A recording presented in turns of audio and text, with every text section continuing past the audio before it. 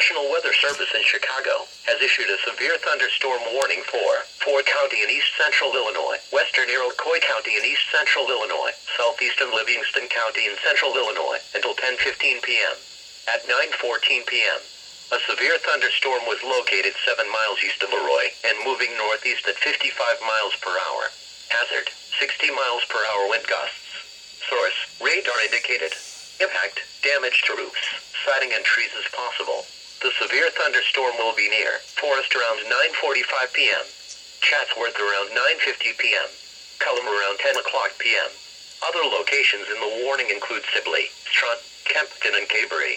For your protection, move to an interior room on the lowest floor of a building.